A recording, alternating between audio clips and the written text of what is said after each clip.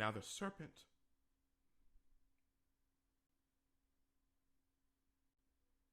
Now the serpent was more subtle than any beast of the field which the Lord God had made. And he said unto the woman, Yea, hath God said, Ye shall not eat of every tree of the garden?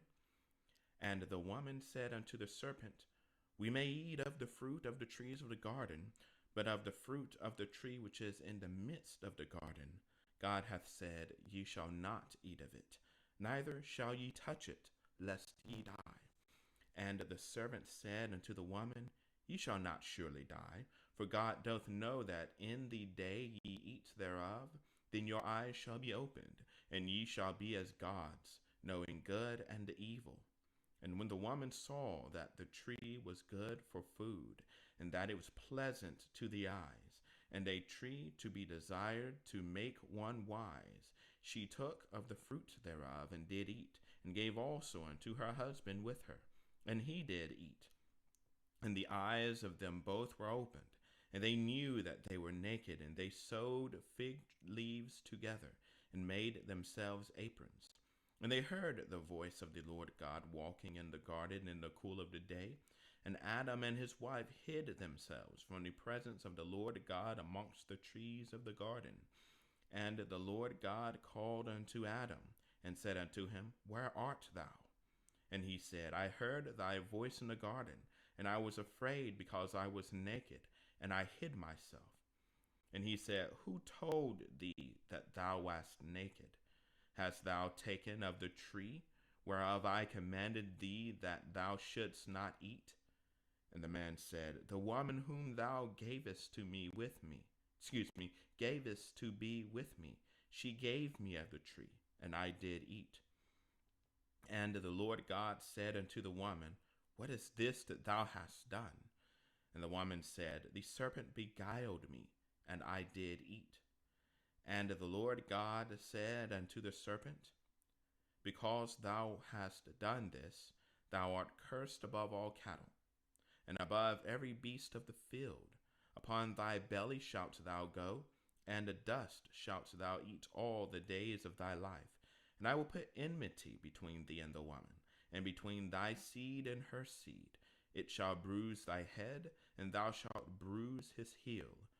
Unto the woman he said, I will greatly multiply thy sorrow and thy conception. In sorrow thou shalt bring forth children, and thy desire shall be to thy husband, and he shall rule over thee. And unto Adam he said,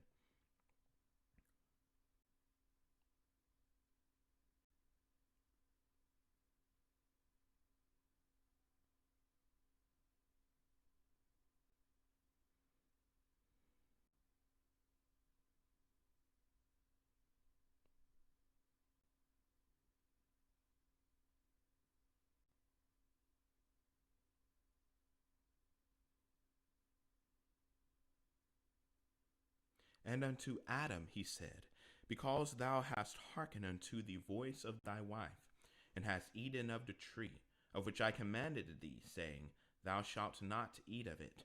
Cursed is the ground for thy sake. In sorrow shalt thou eat of it all the days of thy life. Thorns also and thistles shall it bring forth to thee, and thou shalt eat the herb of the field. In the sweat of thy face shalt thou eat bread, till thou return unto the ground, for out of it wast thou taken.